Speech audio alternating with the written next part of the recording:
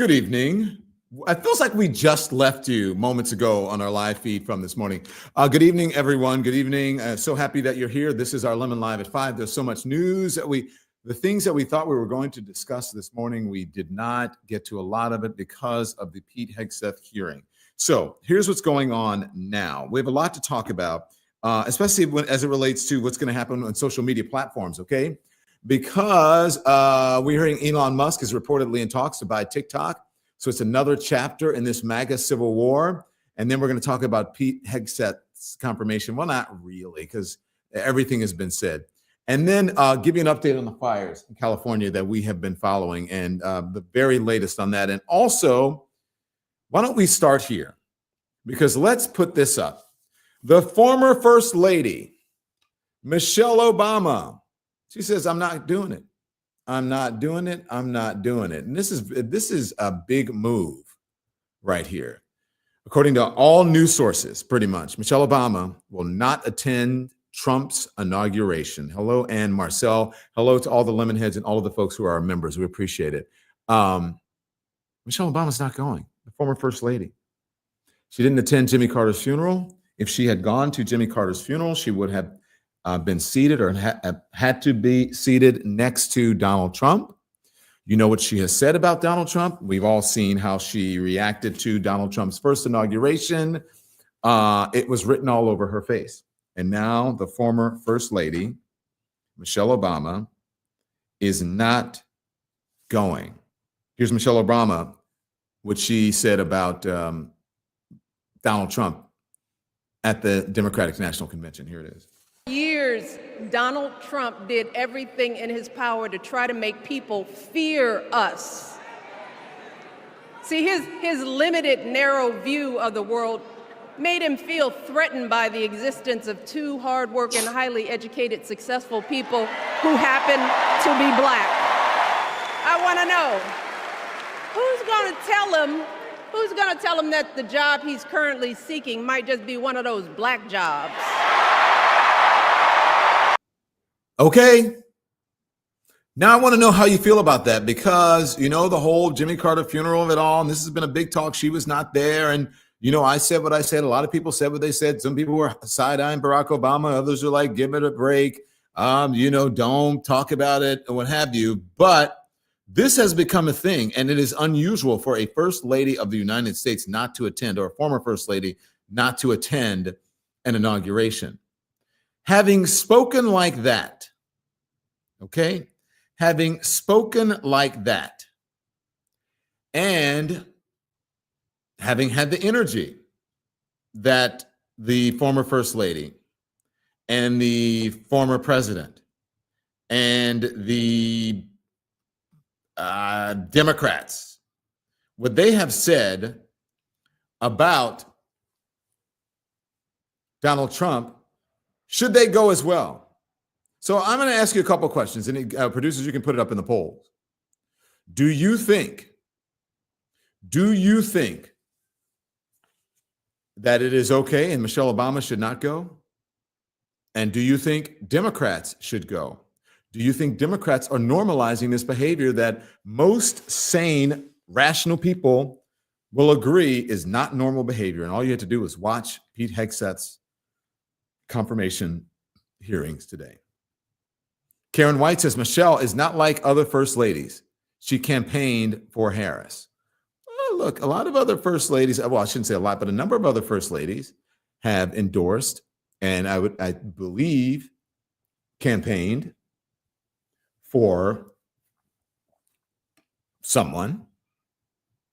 Michelle says she's not putting on airs, pretending for anyone. She knows him for the snake that he is, says Ms. Lady. Okay, so, but do you guys feel that same way about Barack Obama? I'm just saying. Yeah. What do you guys, because I know, you know how the right, the MAGA folks, how they have treated the former First Lady, what they say about the former First Lady. They have no love for the former First Lady. Do you think that it is okay for her not to go? She's being real, says Sharon Gooding. I agree. Black women leading the way yet again, says Estella W. We applaud her, says Ms. Yakim. Made Money in the Building says the poll answer should be hell no, but you get the gist.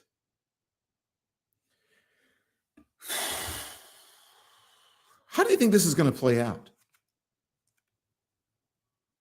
It's fine for her to opt out. And we don't know. People are just assuming it is because of her feelings, how she feels about the former president. She has not made a secret of that. Dems should not go. Michelle, thanks for standing up. Hail to the no, says Joyce Malek. And that was Donna W. says Dems should not go. Now, why do you think Dems should not go? And why do you think it's okay for the First Lady, former First Lady, not to go? Why do you think that it is okay? I think it's it is obvious how she feels. And I think if it indeed turns out that way and there's no explanation, then we know what's up. Lady Ponce, welcome to the Elimination. Thank you for becoming a member. By the way, you see, you can subscribe and become a member on our YouTube channel. It's at the bottom of the page at the Don Lemon Show. If you go there, and your comments will be up on the screen. And especially if you are a member, then we will highlight your comments and we will read them. Bunny Scoggins says the mere fact it is on Dr. King's holiday is disgusting. It is. It's going to be on Dr. King Day. Obama should not go as well, says Donna W. Wow. Let's see if we can open it up. I'm not sure if you guys have. Do you have the full screen of the article? If we can open that up, I would love to scroll through it, Andy, if you can, just to read a little bit of it, because I think it's fascinating. Yeah, I'll find it. Okay, thank you. By the way, I did not mention in the beginning that we're going to be talking about this Jack Smith report that came out that says the former president would go to jail if he had not been elected. The former and president-elect, he believed that Jack Smith believed that he had enough evidence to send Donald Trump to jail, that he would have prevailed if this had gone to court. But because of the Supreme Court ruling that a sitting president cannot be prosecuted, he's off the hook. He got his wish. He knew that the only way for him not to face any consequences and to stay out of jail was this. And so that is fodder, I believe, for the former First Lady to say, hell no, look, this guy is a convicted felon. This guy has said horrible things about me and my family and about other people I love. John Buckingham Jr., welcome to the Elimination. So glad that you became a member. This is the NBC News report. Let's scroll through, Andy. So it says here the former First Lady is not attending. Former First Lady Michelle Obama will not be attending President-elect Donald Trump's inauguration next week. Former President Barack Obama is confirmed to attend the 60th inaugural ceremonies. Former First Lady Michelle Obama will not attend the upcoming inauguration. The office of Barack Obama and Michelle Obama said in a statement. No reason was given for the absence. Is that the end of the report? Is there anything else below that, Andy? Is that it? That was short and sweet. There's more. There's more. And there's more. Let's see. I wouldn't be surprised if that's it, because I'm sure scroll up, please, so I can see it. I wouldn't be surprised if that's it. If the former First Lady said, that's it, and I'm not answering it. I said what I said, and I'm not changing it. Michelle Obama also did not attend the funeral service last week for former President Jimmy Carter. Barack Obama, George W. Bush, Laura Bush, and Bill and Hillary Clinton were in attendance, as were President Joe Biden, other way, there we go. President Joe Biden and Jill Biden, and President-elect Trump and Melania Trump. The Bushes are planning to attend the inauguration, the former president's office said. Both Clintons will attend the inauguration. That's according to their respective representatives, Angel Urena, and Nick Merrill. Is Mike Pence going? Does this say that Karen and Mike Pence? Keep scrolling. Because I wonder if Karen and Mike Pence are going to this, because we know what Karen Pence did. We know what Karen Pence did last week. Karen Pence said, I'm not having any of it. And she said, I'm not going to attend. I'm not going to even shake your hand, which is fascinating to me. That's the aide right in the former First Lady. Oh, there we go. Okay, so it says nothing about the Pences, right? So we'll see if they do. So there we go. Pence's wife may not go. LOL, says Michelle Lee Handa. If I were Karen Pence and someone had put my husband's life and my family's life in danger, in jeopardy, I don't think that I would go. Clinton's, why, says Beth Baer. I think she wants to be in his presence, says Double Dutch 030. I mean, who doesn't want to be? Now, I don't know. This is just a feeling that I get because I had been reaching out, trying to figure out if I should go. You know, I've been asking you guys if I should go and cover it, if I should go to DC. I have been asked a number of different times to come and cover it, and I have not made a decision. I've been offered a studio space and a place to broadcast and all of that. And I just don't know. And then someone said, oh, look, the rates are cheaper now. If you're planning to bring your team, I'm like, wait, what? It's inauguration. The rates should be higher. Maybe people are saying, I'm not doing this. Maybe some of the people I don't know who had booked the rooms for thinking that there was going to be a Kamala Harris inauguration, maybe they backed out. And suddenly studio space is becoming available. People are doing it for, very cheaply or inexpensively comparatively. Mel says Melania not to attend. That's not true. Thank you, Shirley Spence, for your support of independent media. I appreciate it. Then you're super sicker. What do you guys think? Do you get a feeling anybody in the Washington, D.C. area, in the metropolitan area, because usually there's a feeling there. Usually there's a feeling there about what is to come. Larissa Cochran, thank you so much. Welcome to the Elimination.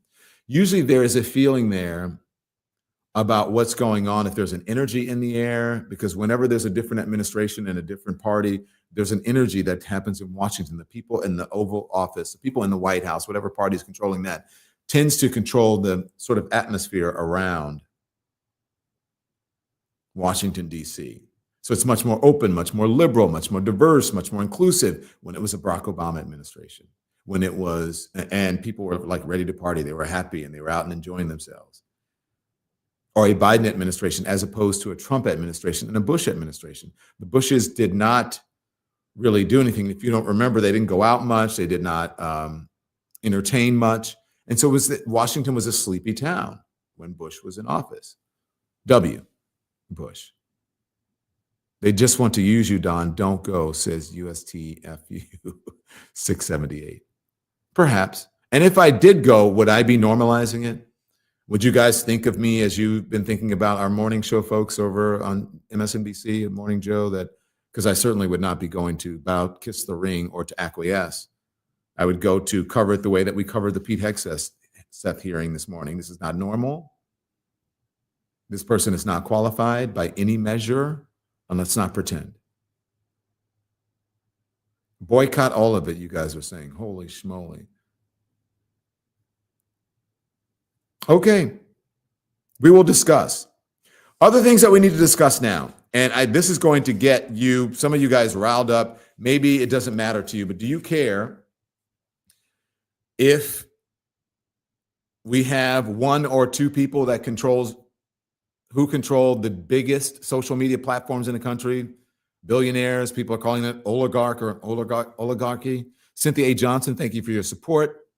Someone said, go and do MLK. Showcase MLK. Do not go. Thank you, Cynthia, for your support. Cynthia Johnson. Appreciate it. I appreciate all of you guys who are supporting independent media. You know it's important. Okay, so here's the thing. All right? This was a shocker when it came over the wires last night. After previously opposing the idea of a TikTok sale to avert a looming ban, the Chinese government may have found an owner it could live with. And that owner is Elon Musk. How do you guys feel about that? Chinese officials who are expected to have some say over whether and how TikTok's U.S. assets could be sold to an American buyer are discussing a possible option that involves selling at least a portion of the U.S. version of the app to Musk's X, according to reports from Bloomberg and Wall Street Journal. In the Wall Street Journal.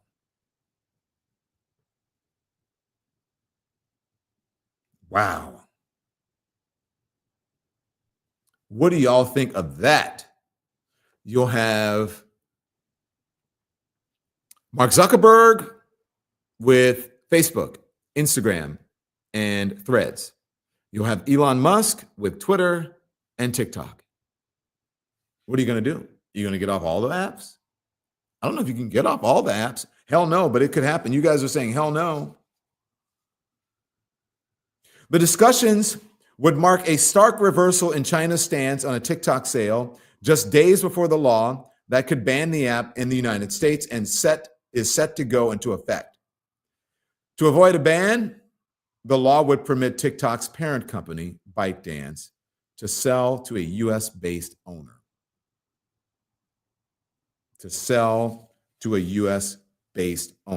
Now, do you guys remember when Mr. Wonderful, what's his name, Kevin O'Leary, had said that he was interested in buying TikTok and that he was going to put together a group of investors, right? He was going to put together a group of investors. I'm going to send this to you, producers, because when you guys were off the other day, producers, and enjoying yourselves, I put this on my show. By the way, you guys should be nervous because everyone said I did a great job of putting my own elements up and things like that. So here's the thing. Where was I? Lost my train of thought. Oh, so Kevin O'Leary said that he was interested. And so O'Leary, as I showed, let me know, guys, when you get that particular element that I just sent you. So, and I was saying, well, my gosh, it's going to be a group of American billionaires. And there was someone, I think I sent this morning. I don't know if we have it to the producers. There's someone this morning said, you know what? Are you guys okay with American billionaires? And what are they doing? What is Mark Zuckerberg doing with your information?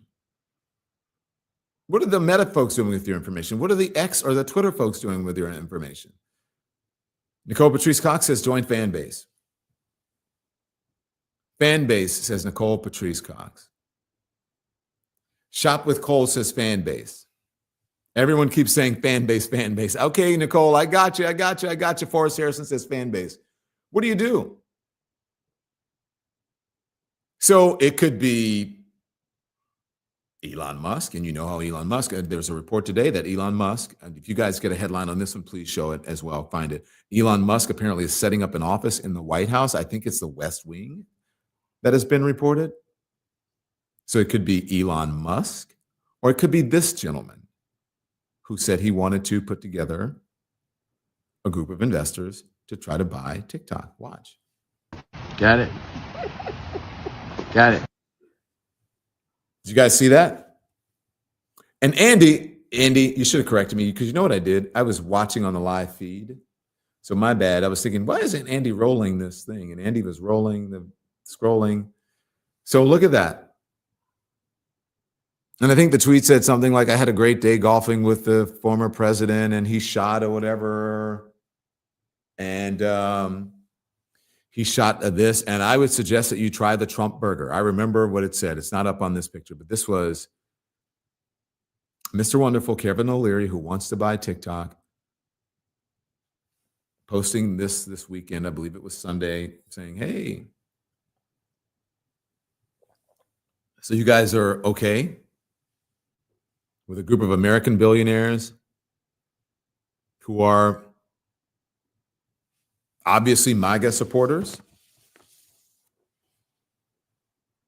who are getting rid of diversity programs, who are getting rid of fact checkers on their platforms, who are turning it over to what the majority of the people say, community notes. Are you guys okay with that? What are we turning into here? Here it is. There it is. Elon Musk is expected to use office space in the White House complex. So it's not necessarily in the West Wing, but in the White House complex. The location suggests that Mr. Musk, who owns companies with billions of dollars in contracts with the federal government, will continue to have remarkable access to President-elect Donald J. Trump. Now, is this a conflict of interest? Elon Musk is expected to use office space in the White House complex as he launches the so-called Department of Government Efficiency, or DOGE as it's known, which aims to slash government spending in the Trump administration. According to two people briefed on the plans, the space anticipated for Mr. Musk's use is in the Eisenhower Executive Office building, which is adjacent to the White House. The location would allow Mr. Musk, who owns companies with billions of dollars in contracts with the federal government, to continue to have significant access to President-elect Donald J. Trump when he takes office this month. Mr. Musk has had discussions with transition officials about what his level of access to the West Wing will be, but that was left unclear, according to two people briefed on the matter, staff members and others who are able to come and go freely in the West Wing typically require a special pass. And remember, wow, who was that on TikTok said, Zach Van Arsdale said, president for sale. Now, look, the reason that this is an official government, that DOGE is kind of like a blue ribbon sort of panel operation that's not official, is because it would be deemed, I believe, a conflict of interest because he has government contracts. Linda Furker says, not okay, but what are we supposed to do? Well, I think that you have to continue to not normalize this and allow the folks who do to give them agency and access to your life. If you see organizations, especially news organizations that are doing that, flip them off, turn them off. If you need to take a break right now from all the madness, do it, but get involved on the local level so that the next time it won't happen. Not much that you can do right now. Conflicts of interest is Kathy Gordian. And by the way, Melissa, welcome to the Elimination. We're so glad that you remember. What do? What do? You join independent media channels like this, where you get to speak out and your voices get to be heard. At least you get to air your feelings. At least you get to vent. But then you have to channel that into something positive. You don't have to, this is not normal. Worry about the things that you can, control the things that you can, which is not much. We don't have much control over anything we think that we do. But as the headline said, Andy, if you put it back up, Elon Musk is in talks, possibly, it's a discussion to buy TikTok. And by the way, chances are it's probably going to happen. Thank you, Maureen Marfell. I appreciate that. Don, you're the voice of truth. Thank you. Mark Cuban would be great, would be better, says Shirley Spence. I think that would be better. Get involved locally, Angela Calloway said. Get involved in groups that perhaps you can get together and make a difference where you are, which will eventually make a difference in the upcoming elections. You can scream at the sky, says Jamal. Yeah, you can do that. Can we talk about boycott for X, IG, A&G, FB? Do you boycott them? There's a boycott that folks, I sent it to earlier, that folks are saying, if you can just put that up and tell me if you think it's real, if you guys have it, that I sent. Don, what about Discord? I'm not that familiar with Discord, but hey, if it gives us if it gives people some diversity for their social media, I'm all for it. But apparently there's a thing going around that says take a break or a day of darkness or something like that. I don't know. Will people are addicted to these platforms. And supposedly there is a day of, let's see, we talked about it. Folks are saying take a break. Is that real? Can one really do that? Can one really do that? It's called, and I've seen this, I think, there it is, Lights Out Meta, January 19th through 26th of 2025. Log out of all Meta platforms for a week. Facebook, Instagram, Threads, Messenger, WhatsApp, Jiffy, or Giphy, or Jiffy, however you want to do it. MetaQuest, Ray-Ban Meta. Now, do you think that that is productive? Do you think that can work? Do you think that's real? You think that that's real?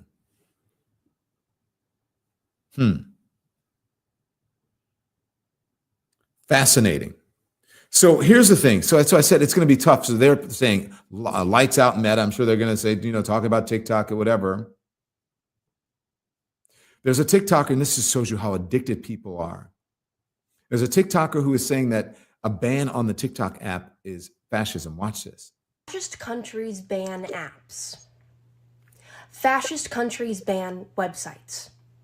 Fascist countries ban apps and websites under the guise of threats to national security, when every other country knows it's about suppressing the free speech of its citizens. If the government believes that a single app could, quote from the hearing on the 10th, skew the perspective of American citizens to be anti-American, maybe the real problem is that American citizens are already in such a state of political unrest and unhappiness that our government is scared a single foreign influence could tip the scale and have it all be over. Don't you think that by taking away the, and I quote, key communications channel of Americans, it's gonna make those 170 million Americans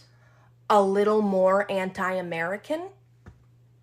Maybe Congress knows and understands that. Maybe the government knows that the backlash it will receive from banning TikTok does not outweigh the threats that come with its existence. Not in a matter of national security, but in a matter of being the most popular news and media outlet that the government cannot control, like American-owned broadcasting networks and publications. Maybe if this was actually a national security concern, the government would be banning all Chinese-developed apps, like Shein and Temu, that collect the exact same amount of data as TikTok. Because maybe it knows TikTok is something special. You can't politically organize on Temu. If TikTok goes dark, the government deliberately and knowingly took away your free speech. Do not accept national security for an answer, ever. What do you think? Facebook has more users than TikTok, says Free Zone with. Yeah, young folks are these days, to be quite honest with you, folks are not on the Facebook. Young folks are not on the Facebook anymore, for the most part. I'm not addicted to them, says CatDan63. I'm not addicted to them. Also, someone said something I found very interesting. Shayna Fauberg says that Malcolm Nance is trying to organize a delete your Meta accounts day on the 20th at noon. I don't know if these things will work. I'm just telling you, it's tough to get off of all of them. Thank you for your over on the TikTok. Thanks for the Galaxy. So what do you do? What do you do? Okay, what do you do in these situations? How do you feel about that? By the way, not everybody in MAGA land is on board with this whole Elon Musk thing, which is very interesting to me, right? And one of the key members of MAGA that really supported the former president, kept him afloat, kept him as legit, not rhino, but real Republican, is Steve Bannon. And look at what Steve Bannon is saying about Elon Musk. Steve Bannon says, and I'm quoting here, this is from the New York Times, Elon Musk is an evil person. That's what Steve Bannon says. The comments highlighted rifts within the U.S. right wing and between two men who have been influential advisors to President-elect Donald J. Trump. This has been going on since this whole H-1B visa thing happened. When Laura Loomer went on his show and discussed letting people in, and they believed that they were being lenient on immigration and had promised not to, and that they were picking the right brown people. But what they were saying is that Elon Musk had too much influence, and he had been influential in allowing this. And it was originally on the thing, it was, what's his name, Vivek Ramaswamy, who put out a tweet saying that we need these folks. Elon Musk backed him up with a post on Twitter, and then Steve Bannon went after him. So now you have Steve Bannon, who is, I would not bet against him. Steve Bannon obviously does not have the money of an Elon Musk, but you're right, Winky Campbell. Elon versus the Maga base. So we'll see what happens with this. Last night I was at dinner with someone who knows about these things, and I said, I think, Toya Garrison says, I think Bannon feels betrayed by his Trump. Probably. But someone who knows these things, I said, what about the antitrust of it all? And there's no antitrust, especially now that Trump is in office. He's not going to push anything as it relates to antitrust. He's going to allow some of these things to go through because he knows it's going to help him. He has already said that social media, especially Twitter, and then going on to these digital shows, podcast streamers, that it helped him win the presidency. And he probably would not have won the presidency without that. And without winning the presidency, what would happen? According to, as we go to that now, a report from Jack Smith that was just released. Jack Smith released a report overnight in the wee hours saying that had Donald Trump not been elected president, that he would be in jail. The only reason that he's out of jail is because you cannot what? A sitting president cannot go to jail and cannot be prosecuted. The former president was indicted in 2023 and charged with conspiracy to defraud the U.S., conspiracy to obstruct an official proceeding, and obstruction of the attempt to obstruct an official proceeding, and conspiracy against rights. So this indictment came months after the House January 6th Select Committee accused him of taking part in a multi-part conspiracy to overturn the lawful results of the 2020 presidential election. A superseding indictment in the case was filed in August of 2024 in light of the Supreme Court's presidential immunity ruling. However, the case was dismissed after Trump's election win in November. In a letter to the Attorney General, Merrick Garland accompanying the report, Smith defended his prosecution of Trump, who has repeatedly criticized the special counsel. So this report that was released overnight, as I said, he said he had the goods. And you have to read the report. I think it's a 110-page report. Dear Mr. Attorney General, in the fall of 2022, President Donald J. Trump was subject to two separate criminal investigations by the Department of Justice. The first was an investigation into whether any person violated the law in connection with efforts to interfere with the lawful transfer of power following the 2020 presidential election. The second investigation focused on the possession of highly classified documents at Mr. Trump's Mar-a-Lago social club following his presidency. And then he goes on to lay it all out. This is Jack Smith, the special prosecutor, by the way, who resigned just a couple of days ago. But what is going on in our country? What is happening in our country where you have someone who the special prosecutor said, we would have prevailed, he would have gone to jail. After all, he was found guilty on 34 counts. He was found guilty on 34 counts of falsifying business documents. The person who's going to be sitting in the Oval Office once again is a convicted felon. The person who's going to be sitting in the Oval Office is a convicted felon, but instead of going to jail or facing any consequences for it, his consequences are that he is elevated to the highest office in the land and is immune from prosecution. And essentially, you may not like it, but it is the truth, is above the law. Donald Trump is above the law. How do you like them apples? How does that make you feel? How does that make you feel?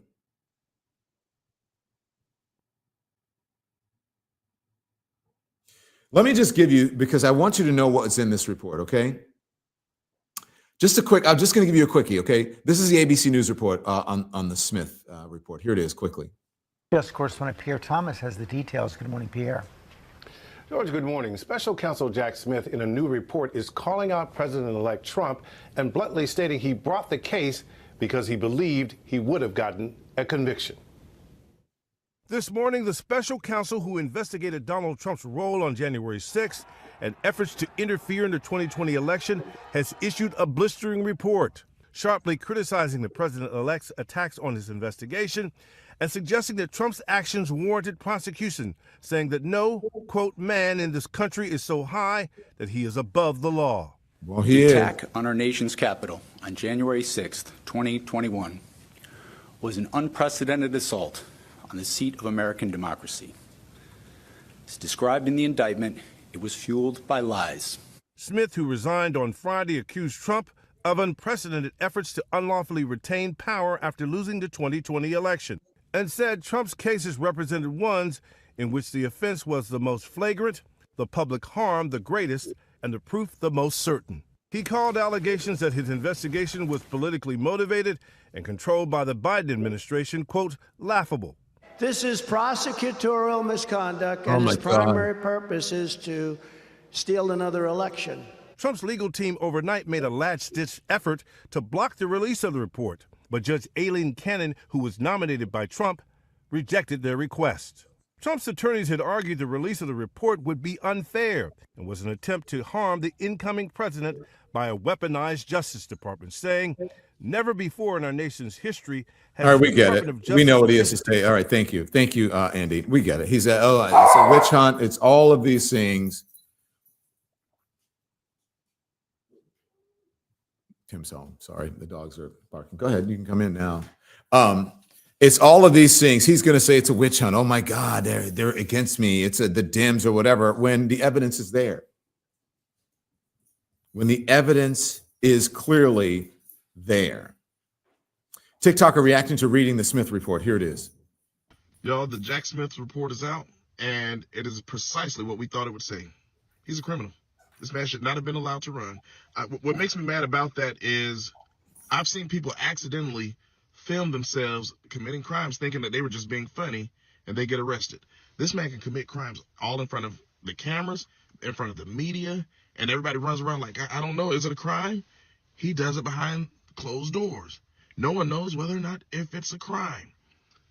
It is deeply offensive. Now, when you go to read the report, it's 100 and something pages. So if you have time, you can do it in one sitting, or you could copy and paste it into ChatGPT and ask it to give you a summary, and it will break it down. But it basically tells his whole plan, and based off of what this report says, this man shouldn't be allowed to hold office.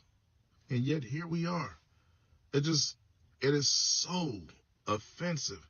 And I'm so goddamn tired of him in particular getting to play by a different set of rules. It's so freaking unfair. But, you know, I guess we will be serving that term for him for the next 4 years. Unless something miraculous happened, maybe the releasing of this report will make us revise everything. So it is complete BS, y'all. It is complete BS. Whew. Y'all go and read it when you get a chance, or somebody's probably summarized it on here by now.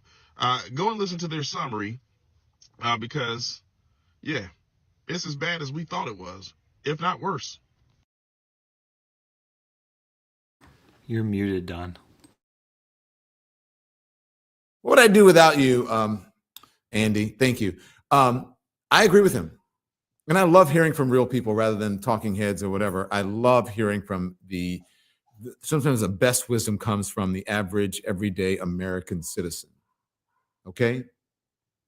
The average, everyday American citizen. It is worse. It's as bad or worse than we thought, but it doesn't matter. Because you see what's happening now in the country. You see what's happening now in the country and the people who propped him up. What are they trying to do? They're trying to keep the white supremacy. Do you hear me? I don't want to stutter. Hopefully, I'm not stuttering. They want to keep what? The white man in charge.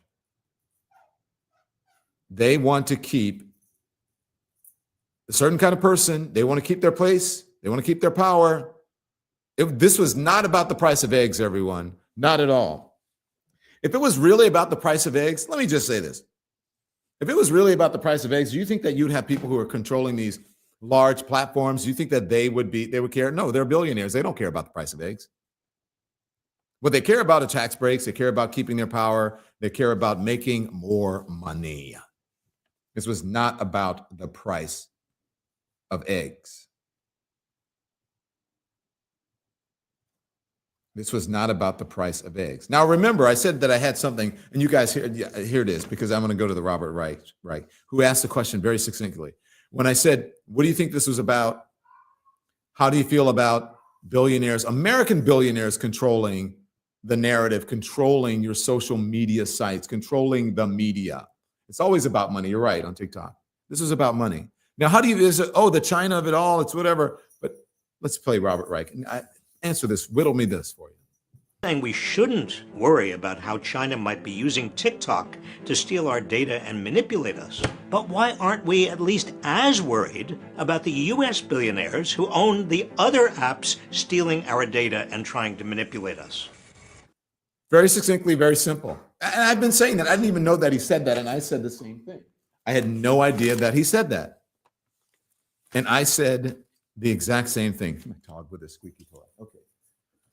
With the exact same thing. And he's right. Are you concerned about that? And what are you going to do? You could be mad as hell and not take it anymore. And I mean, maybe people can revolt and rise up. Maybe you should start banning these things. Because I say, look, someone asked me on TikTok last night afterwards, are you going to stay on Meta? And I had this whole thing about her. I'm a journalist. It's different for me. Yeah, I'm going to stay on there and try to fight it. But look, as a consumer, American consumer, if you don't want to be on these platforms, then you shouldn't be. And if they start losing their customer base, maybe that will get to them. And things will start to change. It's the Gilded Age, says Larissa Cochran, the second Gilded Age. Here's the other thing that I want to say to you, because we've just been talking about Doge and all of the immigrants and all of that, right? And this question that I'm going to get, this is just going to be a one-off here, and then I'm going to go to the whole DEI of it all, because these are the people who are complaining about DEI and blah, blah, blah, blah, blah. And these are the folks who are saying we need to deport immigrants, but I like the H-1B. Well, maybe you like the H-1B because it relates to you, right? That it is DEI for you and the likes. Now, just think about this. Just think about someone who is an immigrant who is saying deport people who are not legal immigrants or who are migrants. So think about this, okay? Now, you guys know who Vivek is, so sit down and watch this. Watch how he answers and watch this reporter. Watch. It is very simple. And then tell me what you think. Here it is. Make sure you get to the beginning, Andy. About my policies where... So your father is not a citizen of the United States? He's not.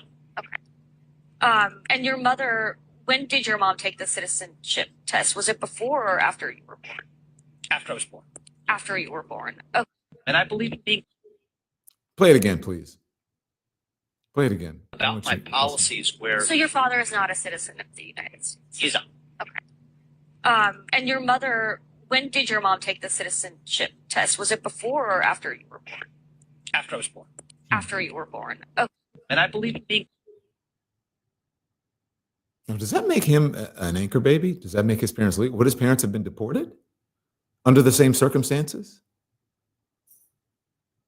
Anyone? Anyone? Yawa OG says Vivek is an anchor baby. Kristen Thompson says anchor baby. Is he? According to the thing, I have to look it up. I'm not saying that he is, but under those, would that make him? IBD says he himself is illegal. I don't know, but yep, anchor baby, says Jay. You remember the whole talk about anchor babies back in the day?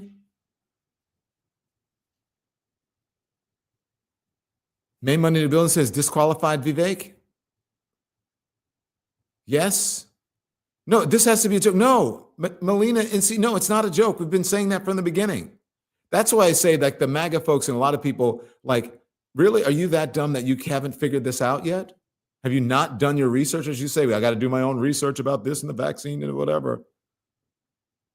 The world is in chaos. It's the signs of our time, says Twana Ware. Would that make Vivek Ramaswamy?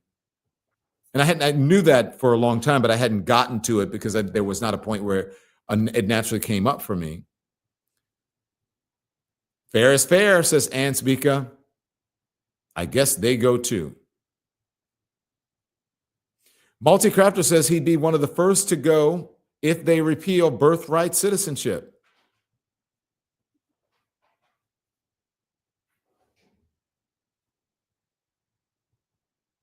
Oh, Don Stone said the same thing. I don't know if you guys can find it on tape, producers, because I think it's pretty quick.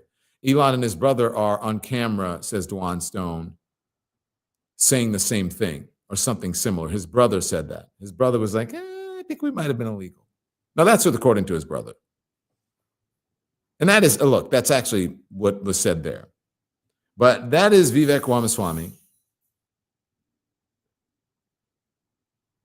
telling them that his dad was illegal. Pam Soper said his dad is not legally here. He didn't want to be not legally here. He didn't want to be a citizen. Okay. As folks have been saying, is someone going to tell the other African person to go back where they came from, as people have been saying? I don't know. That's what someone's saying in the chat. Now, imagine if that had been a Democrat. He did an interview saying that, says Pam Soper. Anchor baby is so derogatory, says ad he detective or whatever. That's because we're using the terminology that they use. That is what they call an anchor baby. Mary Jane says, I watched the video where Elmo's, I guess this is Elon, the brother, said that they were illegal. Yeah, that is out there. Nicole Reynolds says, Donna took a nap and you're still on. I hope that you're at least drinking water, sir. Yes, we took a bit of a break, but not much. But hey, when you're a streamer, what do? You stream. It's okay because they're on Trump's side. Didn't we all get it? Don't we all get it by now? It's only okay for them, says Nikki J.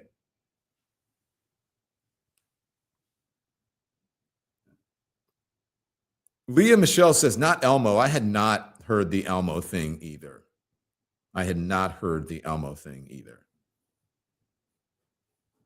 Or had I? Maybe I did.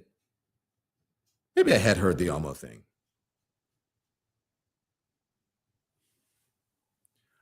To me, that is just so hypocritical and shocking because I thought about it, but unless you see it on tape and him saying it, TA says stream on, Don. I think the whole key to the streaming is that you have to stream. Maybe you have to just sit all day in front of the computer and just stream live. Because I got to tell you, the live shows, everyone loves them. People tune in and out all day. And I hear people saying, hey, I was watching Don at 10 a.m. and then I was watching him at 5.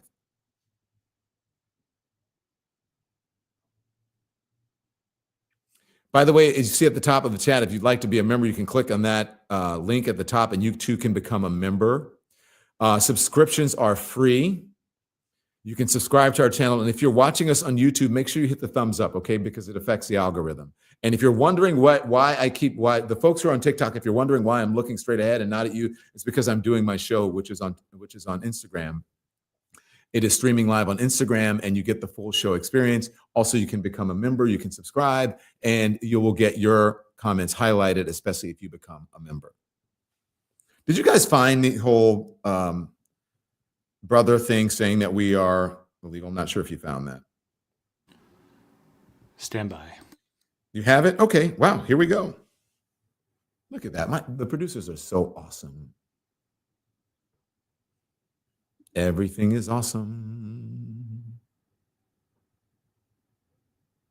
Should I just move on, Andy? You think I'm good? You want me to wait? You want me to go on? Oh, here it is. Realized that we were illegal immigrants, Well, yes, we were. I'd say it's a gray area. Yeah, yes, we were. We were illegal immigrants. We were sleeping in the office. We didn't have a car. We had one car, but the wheel kept falling off. But well, actually, yeah, the wheel did actually fall off. Okay, let it play again because I want. In fact, when they did fund us, they realized that we were illegal immigrants. Well, yes, we were. I'd say it's a gray area. Yeah, yes, we were. We were illegal immigrants. We were sleeping in the office. We didn't have a car. We had one car, but the wheel kept falling off. But well, actually, yeah, the wheel did actually fall off. Okay, so being a little defensive there. Okay, can we roll the Vivek one again? So they're saying, his brother's saying, that we were illegal immigrants. Okay, well, and now Andy, yes, we Vivek one. I'd say it's a gray area. Yeah, yes, we were. About my Okay, so policies that's that. where So your father is not a citizen of the United States? he's not. Okay. And your mother, when did your mom take the citizenship test? Was it before or after you were born? After I was born. After you were born. Hmm. And I believe in being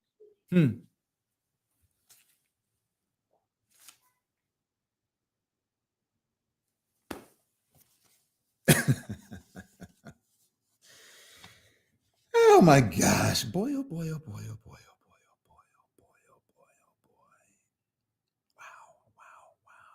Wow. What y'all think of that? What do you guys think of that?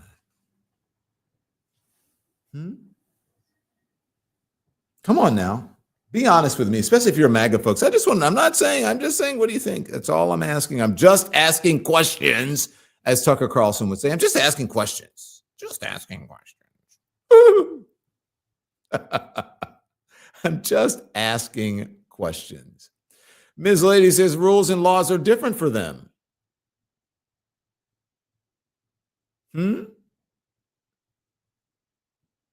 What do you think? Beth Collier, the best. Because of Beth Collier's generosity, 20 of you get to become members of the Lemonation, the Don Lemon channel. Thank you so much. Welcome, D, W782, the Lemonation. Enough said. I mean, I don't really need to say anything. Someone says, Happy New Year, y'all. This is Beth Collier. Thank you, Beth, for that. You're amazing.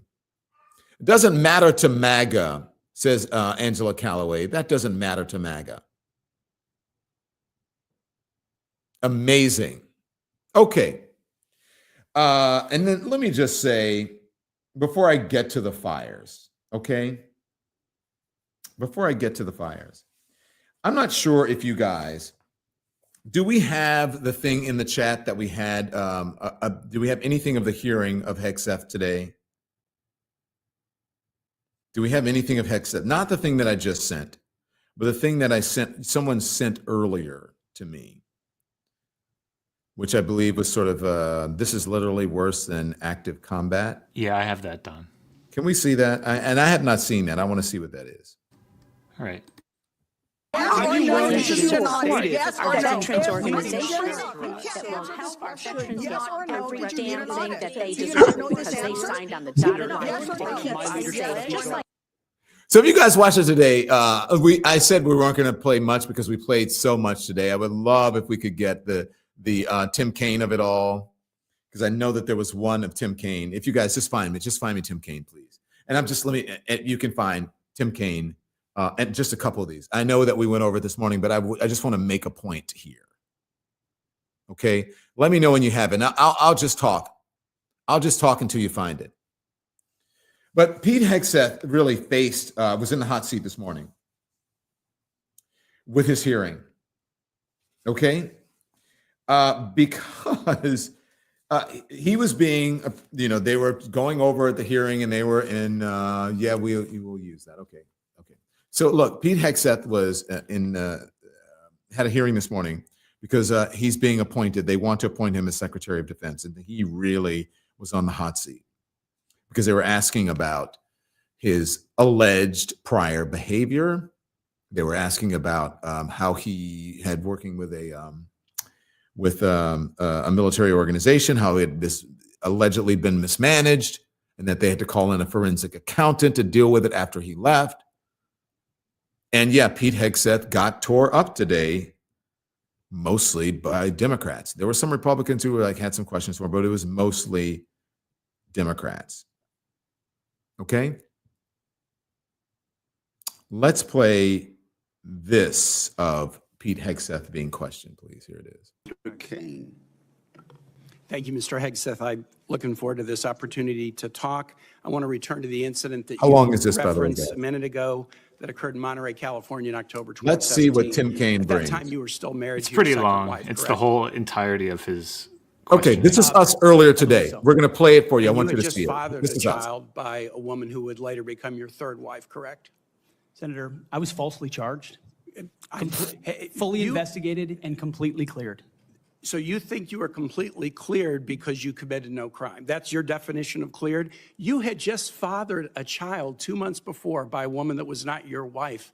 I am shocked that you would stand here and say you're completely cleared. Can you so casually cheat on a second wife and cheat on the mother of a child that had been born 2 months This is before, getting and you tell us personal. you were I don't know. completely Do you think cleared? this is a little How too is that a personal or you complete like it? clear?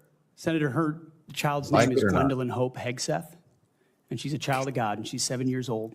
Oh, she boy. was- and Here we you go. She's a cheated child of God. on This is the not mother about of that the child, child Pete. less than 2 months after Oh, that daughter was good born, didn't you? response. Wow. Those were false charges. Well, Behind excuse me, me. you've admitted that He's you admitted to it. had sex at that hotel in October 2017. You said it was consensual, isn't that correct? Yes. Anything, You've admitted that it was consensual, and you were still married, and you just had a child by another woman.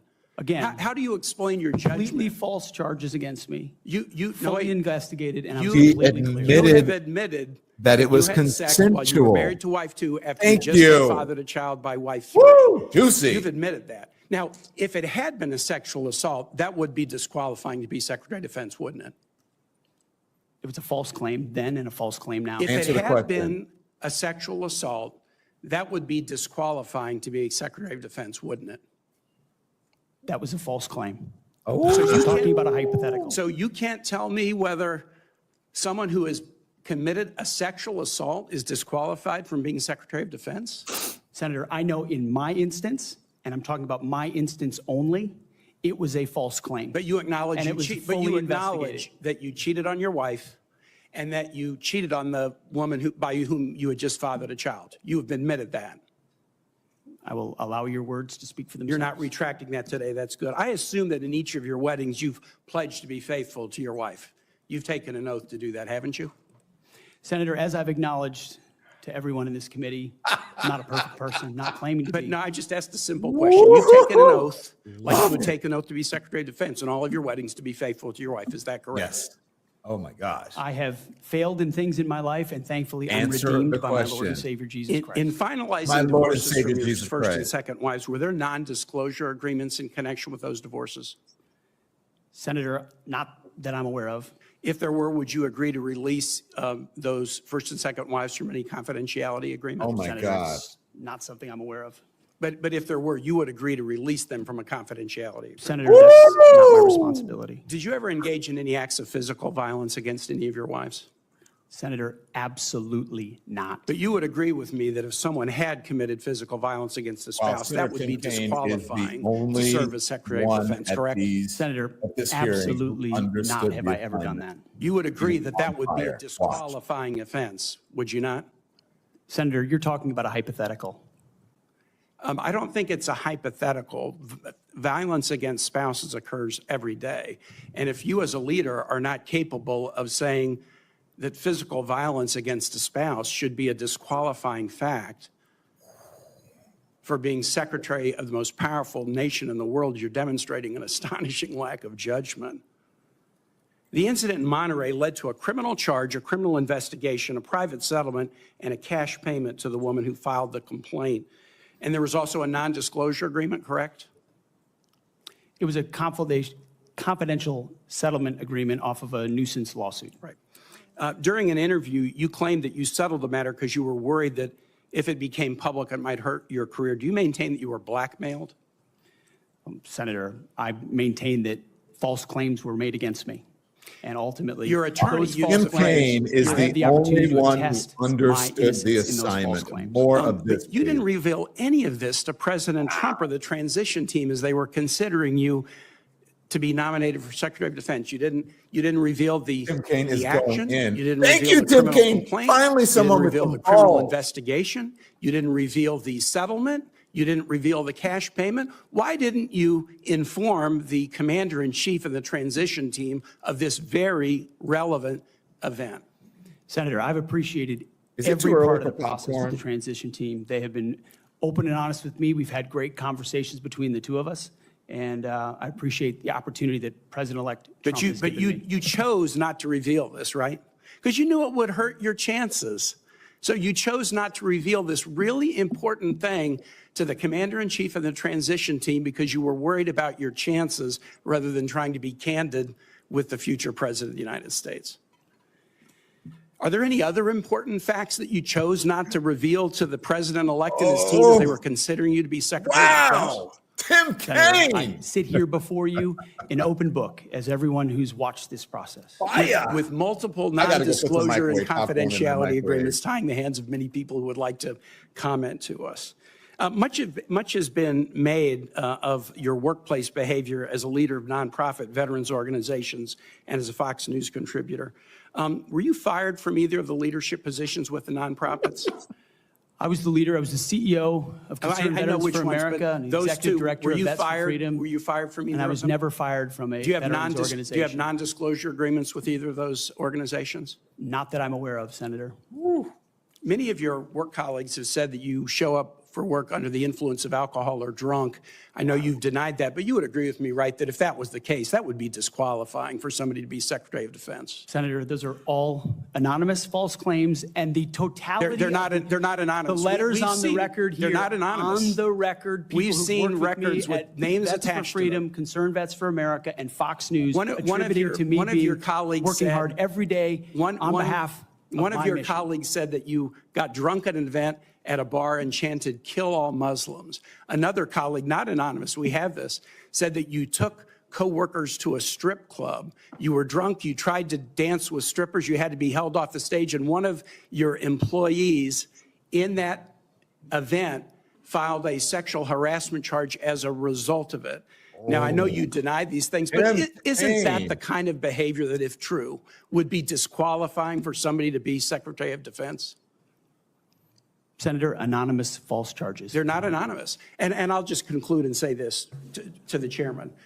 You claim that this was all anonymous. We have seen records with names attached to all of these, including the name of your own mother. So don't make this into some anonymous press thing. We have seen multiple names of colleagues consistently throughout your career that have talked about your abusive actions, Chairman, I attitudes, think he's words, over and his time. statements He's to way women. over his time. I now yield.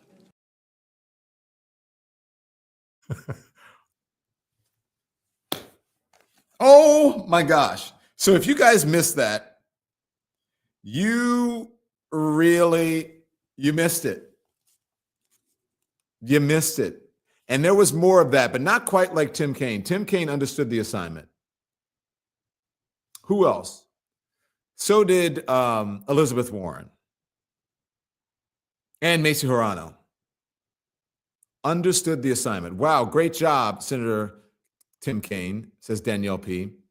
Now, this is the difference, okay? So you guys know. This is why people come, bring all the smoke, says R Blessed 11, is that you don't get to cover it like that. They are covering it on, legacy media like it's, okay, well, then he really got grilled by the senators. And that's right, he got grilled in today on it.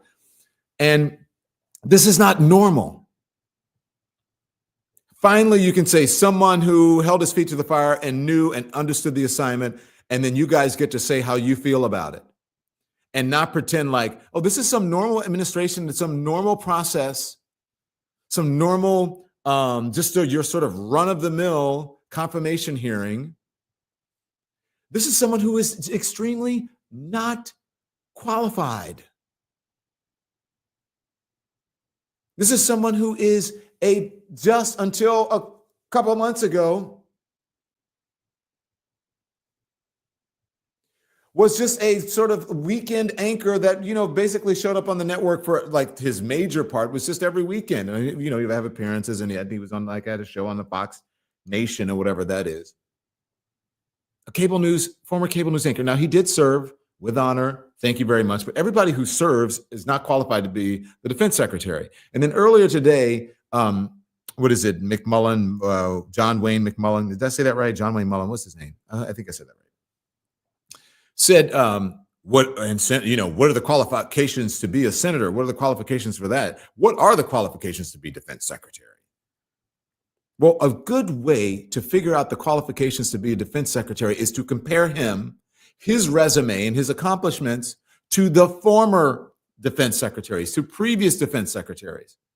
Let's just say Lloyd Austin, to these generals, 3, 4, 5-star generals who have been defense secretary. Is that Pete Hegseth? No. That's a qualification. Loving your wife. Okay, great. We love that. I love your wife, your family. I'm not a perfect person. That's what he kept saying. I love it. I love the Lord. And my wife, forgive me, forgave, whatever. All of that. That's great. I'm a believer. I love that. But we don't live in a theocracy, and we shouldn't. Maybe we do, and I'm just ignorant of it. We don't live in a theocracy. We live in a democracy, the republic, where we're supposed to have a separation of church and state. So all of that about you love the Lord and the Lord forgave you, okay, that is great. I love that the Lord forgave you. But that doesn't mean that you are qualified to be the defense secretary of the United States. That does not mean that you keep oaths and promises. That does not mean that you always act with your best behavior or act in the best interest of those around you. The separation of church and state. I love that you are fine. If you're a believer, whatever it is that you believe, remember religious freedom. Now, what if someone had stood up there and said, look, Allah forgave me? You think they'd be like, oh, yeah. They'd be like, wait, what? You're a Muslim? But we do that for Christians. And by the way, I'm a Christian. I'm just saying, but we do that. We give them that sort of special privilege in society. We're a Christian nation, but we're also, a Muslim nation. We're also a Jewish nation. We're also a Sikh nation. We're all kinds of religions here. And there should not be one that takes more preference over the other one. And that there's not one that exempts you from what your role should be in society and what your qualifications should be to be a public servant and to sit in the highest office, sit in the highest position of the largest and biggest and strongest military fighting force in the world. Okay? And so there's a method to my madness. The reason that I said this, by the way, Ken05, thank you for becoming a member. Hi, Barkley. I know I've been neglecting you all day. My baby's here, just so you know. I'll just show him to you. There he is. Say hi. There he is right there. Hi, Barkley. So just like Pete Hegseth has a family, I have a family. But so this is why I say that, okay? So the thing where I said, I just want to put this up. Okay, baby. All right.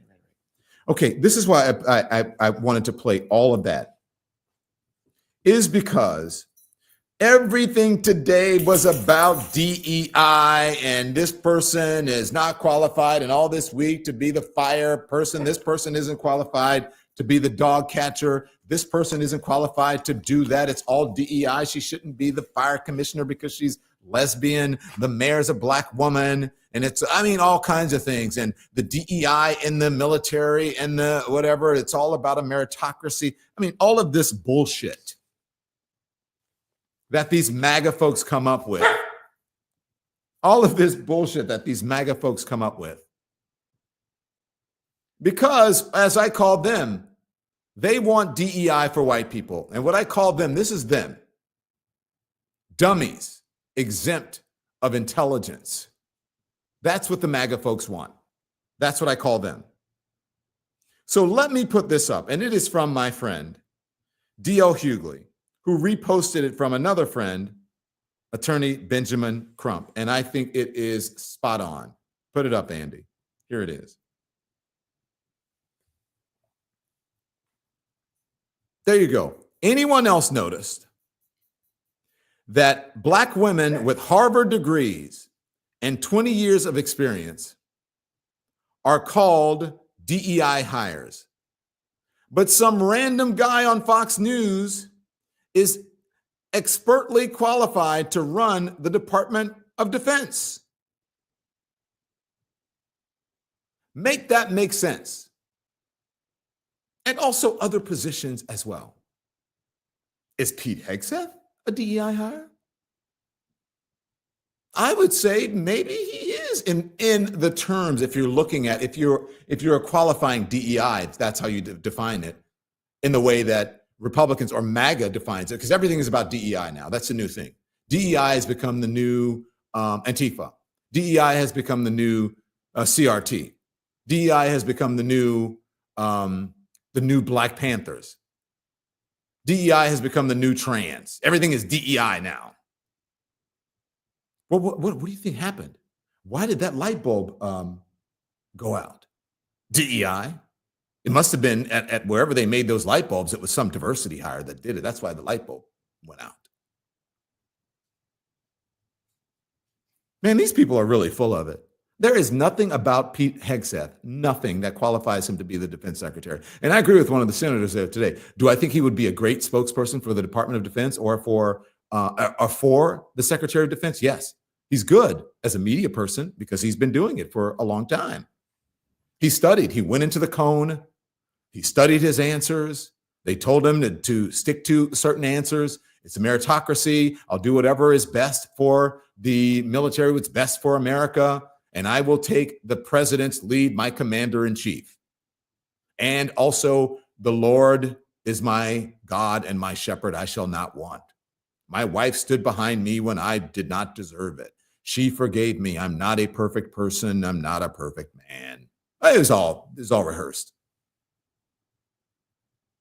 And don't forget to put in your flag pocket square, along with your flag or American pin, whatever it is that goes on your lapel. Performative patriotism. Come on, where's the lie? Where is the lie? Do you believe that Pete Hegseth is qualified to be the defense secretary? Just like think about it now. Think about all of the accomplishments from, the people who ran for president and that they expect from people of color. You almost have to walk on water. Barack Obama could have no scandals and didn't have any when he was president, but could have nothing before. But other people get to be convicted felons and still get to be president of the United States. Thank you, Jay Robinson, for becoming a member. Look, we speak the truth here. We tell you the truth here, whether you like it or not. Do you think, the question up now in our poll is, do you think that Pete Hegseth will be confirmed? It's not going to take much. I think it is, but they're going to make all kinds of excuses for him, right? They are going to make excuses for him because what? Perhaps Pete Hegseth is their DEI, one of their DEI hires. Now run and tell that. You guys know where that came from. No, that's Phaedra. Now run and tell that. Not qualified, but will be confirmed, says Chantal. Are you guys, I mean, are you tired of this? Are you sick of this? The next 4 years are going to be, it's going to be tough. The next 4 years are going to be tough if you, for every single thing, right, you pay attention to every single micro breaking news tweet. Oh, Donald Trump did this, Donald Trump did that, this person did this, he tweeted this. It's going to be tough. But if you mind your own business for a while and you realize there are certain things you can control and certain things that you cannot control. By the way, Beth, how many memberships? Did you do like 60 memberships? Because it's coming up a lot. I mean, let me know, because that's a lot. You did a bunch, unless the computer, the AI is just doesn't have this correctly, but it's showing me like, it keeps showing me that Beth Collier keeps giving. Is that why you said, Beth, Merry Christmas to all? Demons is Foo 34 says lemon lies for a living on TikTok. Okay, if that's what you think. Well, if you live in an alternate reality, then yes, the truth would be a lie to you, especially if you're a MAGA.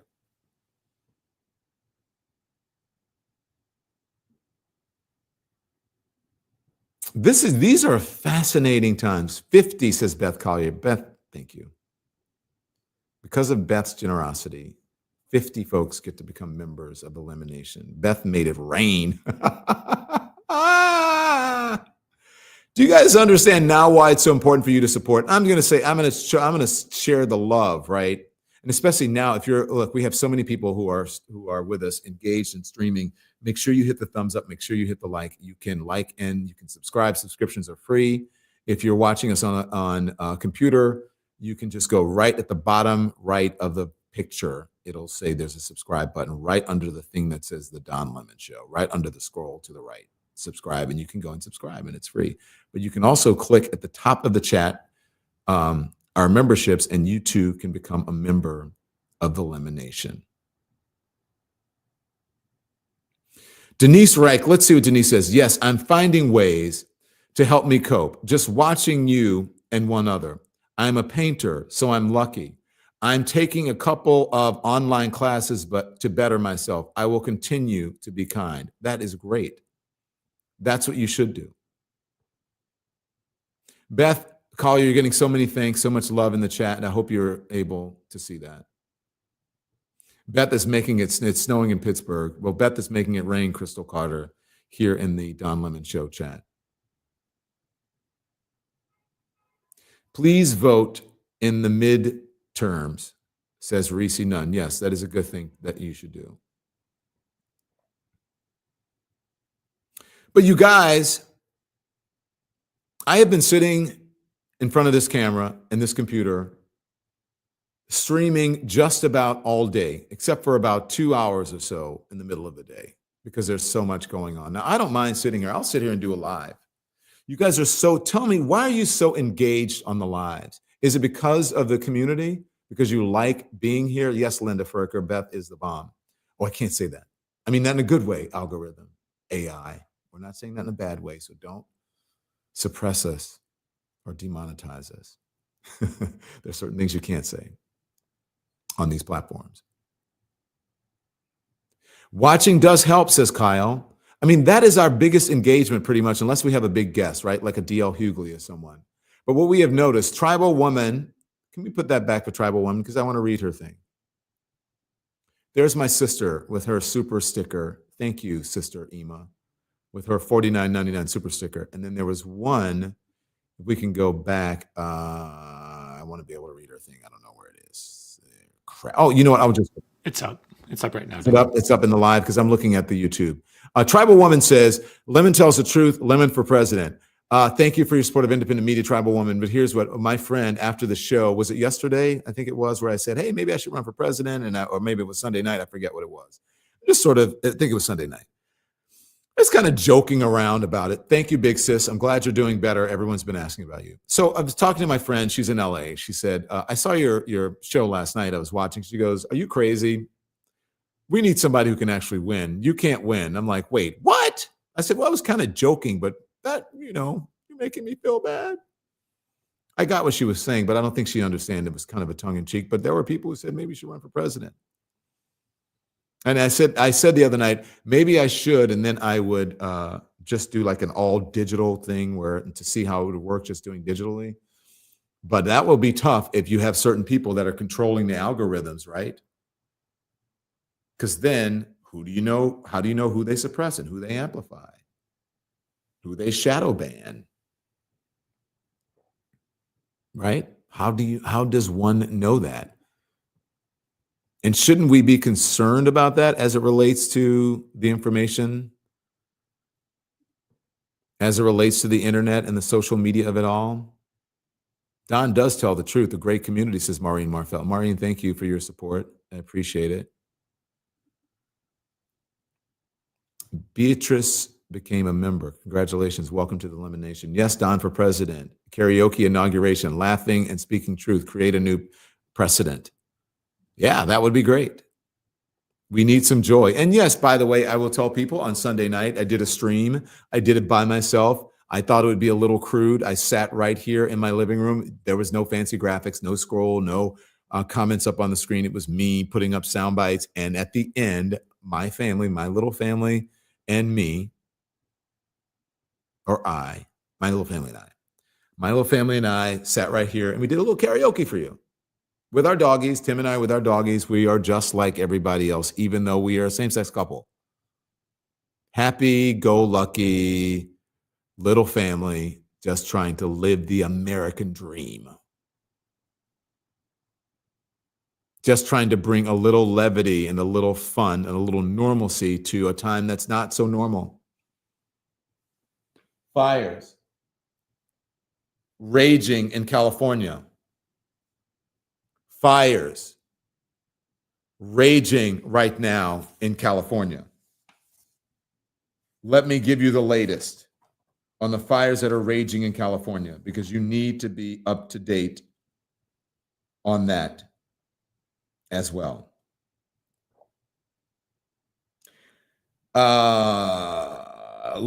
Can we go to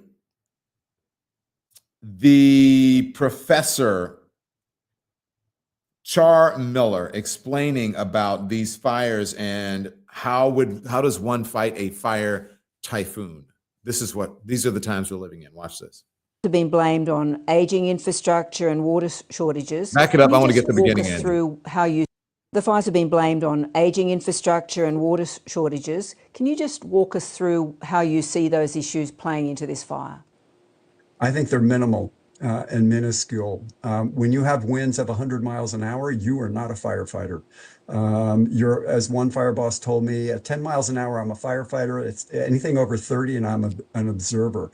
And if it hits 45, there's no aerial support to this process, which is how you fight fire in really steep topography. So no one could have done anything to have stopped. It's like trying to stop a typhoon. You can't do it. So you work on the edges. You work in the places where you are able to fight and hold the line and get people out of there, which is really what they did for the first 24 hours. The blame game drives me crazy because they're not paying attention to the natural issues that are here. But, that is politics. So there you go. And speaking of, again, no matter what, look, the buck stops with the leader. And so whether it's your fault or not, the buck stops with you. And the leaders in California, the mayor and the governor, whatever consequences will come out of this, they will pay. Now, there are folks in California and LA they're saying, she's not going to survive. We'll see what happens with Gavin Newsom. Maybe he won't be reelected. We shall see. Tamika Beasley just became a Lemonhead. Thank you very much. Proud to support independent journalism. Keep doing your thing, Don. Thank you so much. Again, means the world to us. Thank you. So here's the thing. So you have that, and then this is an interview. We'll play part of it. I don't want to do this because 60 Minutes, it may be problematic. But the LA County Fire Chief was on 60 Minutes, but we won't go there. This is the horror. This is the horror that people are living through in California. This woman made a gruesome discovery in her driveway. Watch. I'm going to keep it as G as I can. It's a predominantly black, rural, poor area. They don't give a fuck. The Tuesday after the fire, when they first put the shelter-in-place order, I woke up to a dead body in my driveway Wednesday morning. It's one of the homeless gentlemen in the area. He had lung problems, and for them to say that it has no effects, it's not going to do nothing to you. The man had went to the heart doctor that morning and was told he was good. The next day, he was dead in my driveway. Firefighters are having to replace their trucks. They're having to replace their uniforms. The locks on the doors near the businesses, nearby the businesses, they're melted. This has happened multiple times. for it to happen multiple times, you're giving everybody in this community your ass to kiss. Because why are you telling the businesses to evacuate? They can't open because it might have long-term health effects being exposed long, but you telling the black residents over here to shelter in place. Miss me with the bullshit. Yeah. Real people. She lives in a predominantly black neighborhood, and they're telling certain people, you got to get out. Mandatory voluntary evacuation and other shelter in place. And they are sucking up the same air and the same carcinogens that everyone else is. Problematic. Now, remember this whole thing about water. Let me listen to this story about a man named Rick, a rich billionaire who ran for mayor and lost. Has allegedly Rick Caruso has all kinds of resources, but reportedly, he has hired his own private water company to keep his businesses and his town square, his sort of mall-like outdoor mall area in the Palisades safe. Not everybody can afford to do that. And if you can, then God bless you, but not everybody can. But Rick Caruso has taken to the airwaves to criticize the mayor. Obviously, he has an axe to grind because he ran against her and he lost. Okay? And so he is saying, hey, listen, it's terrible. Where was she? She was out of town. We didn't have enough water, blah, blah, blah. But he had enough water. Watch this report from ABC News, and then we'll discuss. I want to show you something. This looks like a totally normal outdoor mall. You can see the movie theater over there still has electricity, marquee, almost completely unscathed.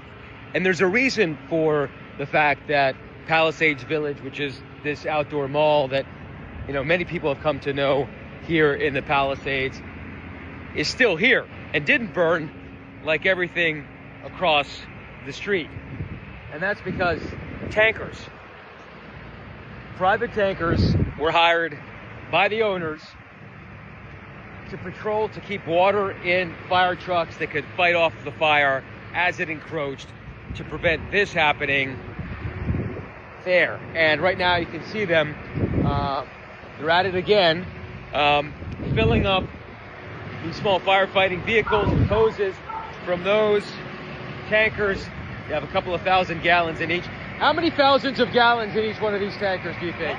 How many thousands of gallons? I don't know, that guy. 3,000 gallons in this truck. And basically that's how they managed to keep Palisades Village from burning down, and they hope ahead of tonight's Santa Ana wind event they can do it again. Okay, so that's the report. So Rick Caruso has enough resources to be able to do that. And look, good on him. But he has taken to the airwaves to criticize the mayor. And look, the mayor for not being there, look, she should have been there. Regardless of whether she could have realized this was going to happen or not. She wasn't there. And it's awful optics. The woman did not start the wind and the fires. But people are really upset that she was gone. And so whatever that is, she's going to have to suffer the consequences of that. But Rick Caruso has realized that this is an opportunity for him, and he's not letting a tragedy go to waste. So he has been all over television, everywhere, talking about just how bad the mayor is. And whatever, you guys can, however you feel about that. I think Rick Caruso is hoping that there gets to be I don't know if there's a special election for the mayor, that she gets out of office, or that he will run against her, and it will be, it will somehow catapult him into office. That is what Los Angelinos and the folks out in California are telling me, people I know, saying this is what they believe is happening. And so how do you feel about that? The folks who are able, and that similar to that happened in Santa Barbara a couple of years ago when there were the fires there. The wealthy people were able to hire their own private companies to keep their homes safe, and others could not obviously afford it. Now, where's that water coming from? Could he be using that water to help, other than his own? I don't know.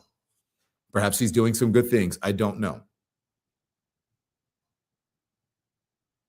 Kim Page in the chat says he's an opportunist. I hope people see through Rick's bull, says Heather Cutting. I'm not in California. Not in Los Angeles. So I don't know. Yes, he did. And I was told to use the public water, says Nikki R. Some of these fires she's not the mayor for, says Miss Anonymous. That is true. Yes, Steve Gutenberg was running around fighting fires. I did see that. And I know Steve Gutenberg. Thank you for Nana Pants. Nicole Miller says the people who are upset that she was gone on vacation, she wasn't on vacation, she was in Ghana. But I'm pretty certain that those folks weren't fans in the first place. The weather changes all the time. She couldn't predict the fire would have happened. There was Tanya Garrison, her office and the Weather Channel, and not the Weather Channel, the National Weather Service issued a warning before she left. Nappy Chow says, keep smashing the like button. I agree, if you're in here. Now, what do you guys think about that? He is hoarding resources to save his properties, but if he was a leader, he would donate help to put out the fire, says Sabrina 9. Now, look, that's your thing. And if that is indeed what's happening, then he deserves that criticism. But he may be doing something that we don't know about. Is this private water? Perhaps they should be helping the folks who are the billionaires. They should be helping with the private water. But that much fire, how much help could you get? The only help, I think, would come from God with a giant rainstorm there. That's the amount of water that they needed to fight these typhoon winds and the dry conditions.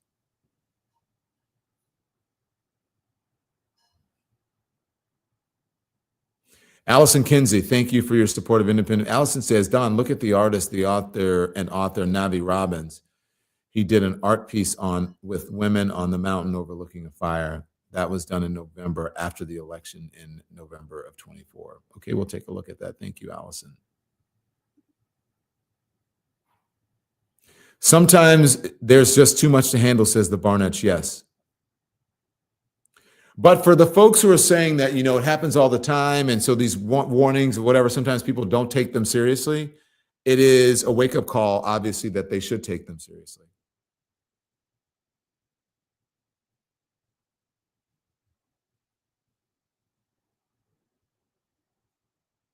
We just don't have enough water, especially in Southern California, says Maureen Marfell. That is true. Rick is self-serving, says Linda Ferker.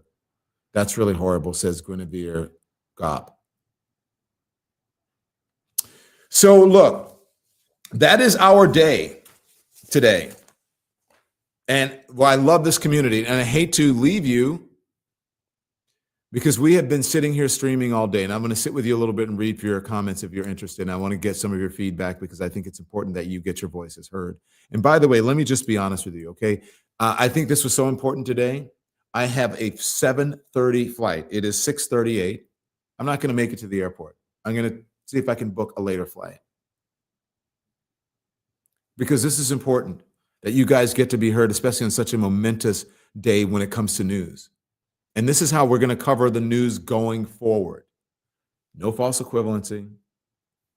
No normalizing things that should not be normalized. No taking, obviously we need to take it seriously because these people are going to be appointed to very high positions.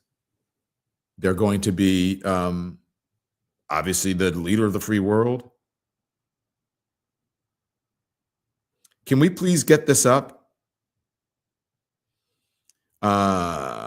Because there is some developing news that just came about. Here's some developing news. If you can get this up, Andy, let me know when you guys get it up, because I think considering what is happening, especially with the TikTok of it all. It's up right now. Okay. Thank you. I'm looking at the live stream on. So here, this is the late breaking news that is coming in, because remember they're considering that Elon Musk reportedly is in talks with the TikTok owners to buy the American version. The U.S. SEC, Securities and Exchange Commission, sues Elon Musk over late disclosure of Twitter's stake. Updated, happening just 2 minutes ago. It's 6:39. This is 6:36. Elon Musk was sued on Tuesday by the U.S. Securities and Exchange Commission for having failed to timely disclose purchasing more than 5% of Twitter's common stock, in March of 2022. In a complaint filed in Washington, D.C. federal court, the SEC said the delay allowed Musk to continue buying Twitter shares to artificially low prices, allowing him to underpay by at least $150 million. Again, this is a Reuters report. This report will be updated soon. Let's see if I can find another report. So this is the deal, when you are able, yes. So everyone is reporting it. CNBC is reporting. SEC sues Elon Musk, alleging failure to properly disclose Twitter ownership. Bloomberg, SEC sues Elon Musk over securities violation in federal court. The New York Times, SEC sues Elon Musk over Twitter-related securities violation.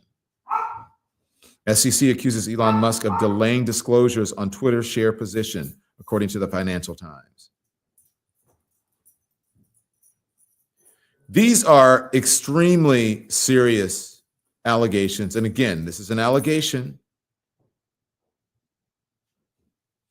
But remember, right now, he has tossed his hat into the ring, reportedly, to buy TikTok. And so if there is some sort of financial malfeasance, if you want to say that, something nefarious going on, allegedly, as it relates to what he's doing at Twitter, what they say is under-reporting. I'm going to read the CNBC report because this is very important, especially considering what's happening with TikTok and the possibility that he will own not one, but two of the largest, if he indeed does buy it, largest social media sites in the country and the world. Okay? And I think what he has realized is that, I think it was, $44 billion that he paid, maybe was well spent because he gets to change and he gets to sort of control and influence the narrative surrounding many things in our country, what people are talking about in the zeitgeist, and potentially presidential campaigns, all kinds of campaigns, and markets, etc. SEC sues Elon Musk, this is according to CNBC, alleging failure to properly disclose Twitter ownership. The SEC on Tuesday filed a suit against Elon Musk, alleging the billionaire violated securities law by acquiring Twitter shares at artificially low prices. Musk bought, Twitter in 2022 for about $44 billion, later changing the name to X. The SEC filed a lawsuit against Elon Musk on Tuesday, alleging the billionaire committed securities fraud in 2022 by failing to disclose fraud. Ooh, that's serious. That is a serious allegation. By failing to disclose his ownership in Twitter and buying shares at artificially low prices, and that's a quote. Musk, who is also CEO of Tesla and SpaceX, purchased Twitter for $44 billion, later changing the name of the social media network to X. Prior to the acquisition, he built up a position in the company of greater than 5%, which would have required disclosing his holding to the public. According to the SEC complaint, Musk withheld that material information, allowing him to underpay by at least $150 million for shares he purchased after his financial beneficial ownership report was due. The SEC had been investigating whether Musk or anyone else working with him committed securities fraud in 2022 as the Tesla CEO sold shares in his car company and shored up his stake in Twitter ahead of his leveraged buyout. Musk said in a post on X last month that the SEC issued a settlement demand, that's a quote, pressuring him to agree to a deal including a fine within 48 hours or face charges of numerous counts regarding on numerous counts regarding the purchase of shares. Musk's lawyer, Alex Spiro, said in an emailed statement that the action is an admission by the SEC that they cannot bring an actual case. He added that Musk has done nothing wrong and called the suit a sham and the result of a multi-year campaign of harassment. Again, that's a quote. Sham and a multi-year campaign harassment, quotes, culminating in another quote, single count ticky-tack complaint.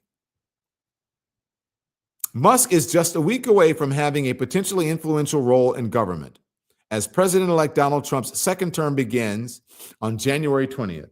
Musk, who was a major financial backer of Trump in the latter stages of the campaign, is poised to lead an advisory group that will focus in part on reducing regulations, including those that affect Musk's various companies. In July, Trump vowed to fire SEC Chairman Gary Gensler. After Trump's election victory, Gensler announced that he would be resigning from his post instead.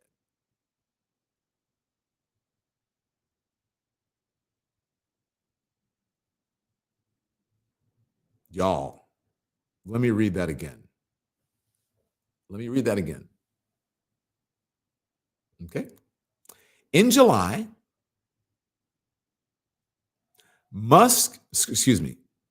In July, Trump vowed to fire SEC Chairman Gary Gensler. After Trump's election victory, Gensler announced that he would be resigning from his post instead.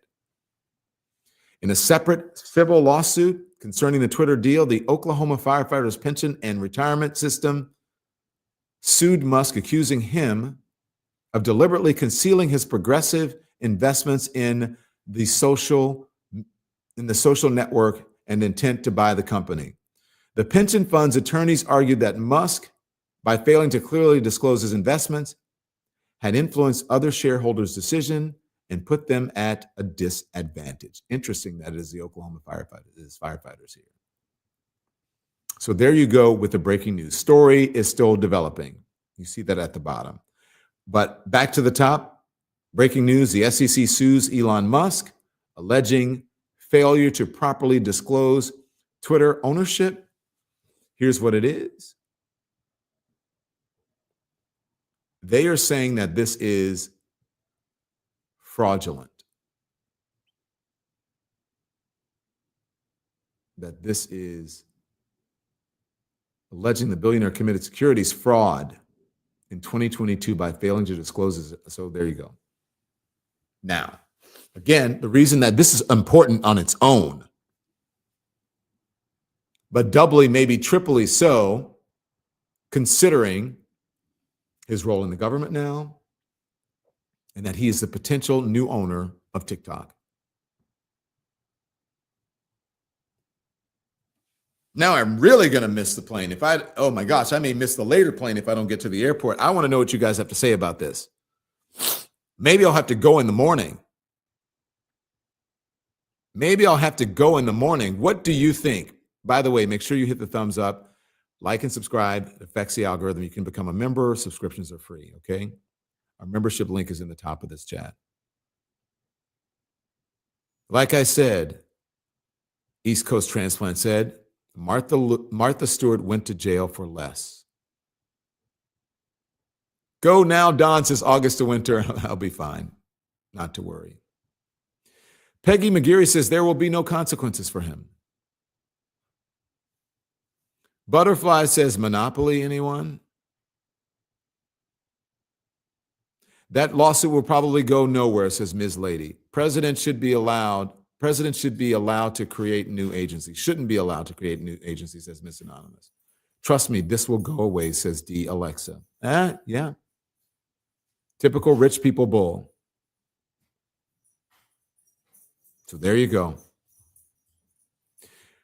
Lemonade Lady AZ. I love that. Is that because of us? Is anyone genuinely surprised in this wrongdoing? Congress shouldn't be allowed to profit from insider trading, but they are allowed to do so. There you go. Oh, he ripped off firefighters, says Nana Pants. Well, it's firefighters who are, that's what they are alleging. Maybe Judge Cannon can stop it, says Sherry. So, that's something. Glaze Yaface says, he did tell Tucker Carlson that he was going to jail if Trump didn't win. I think he said, I don't know if he said going to jail. I'm not sure. Don't quote me on that. But I think he says he's going to be in big trouble or something like that. So that is our breaking news. Okay, before something else breaks, I'm going to go and get to the airport. But not to worry. I shall be in place tomorrow morning, hopefully by 10 a.m. so that you can join us for what starts at 9. Oh, yeah, the hearing starts at 9. But we'll be in place at least by 10. And hopefully that's why I'm going there now, so that we can be in place for you in the morning, because there's big hearings or whatever. And remember, also, tomorrow's Wednesday, right? Is tomorrow Wednesday? Yes. The President of the United States, Joe Biden, is giving his farewell address tomorrow. So it's a big day. Okay? It is a big day. I'll tell you where I am tomorrow. I'll be close to all the action, if that gives you any indication of where I'm going to be. Okay, be careful. Yes, I will. Thank you guys. Thank you. I kind of like this. Maybe I should just sit here and stream all day. I should pull like a Kai Cenat and just sit in front of the computer and stream all day, because you guys seem to like it. You seem to be engaged. Or similar to, who's my friend who streams a lot, but I don't know if he's live. I think he's taped, is Hassan Piker. By the way, shout out to Hassan Piker for his coverage and what he's doing for the prison incarcerated firefighters in Los Angeles. And if you haven't, go over to Hassan Piker's channel and look at it. It is great work, and it's what all of us should be aspiring to do. Okay? Is to do our best. I love you for watching. Thanks, everyone, for watching. Your support means the world to us. So make sure you hit the like button and you subscribe to our channel to make sure that you never, ever miss a video. We're live every day, 10 a.m. Eastern Time. We drop even more content at 2 p.m. Eastern and 5 p.m. Eastern. And if you want more Don Lemon Show content, we'd love for you to become a member of the Lemon community, where you will receive access to special community posts. You'll get exclusive content and members-only live shows. So head over to our channel page or click the join button on this video. Again, thank you for watching. We appreciate your love and your support, and we will see you next.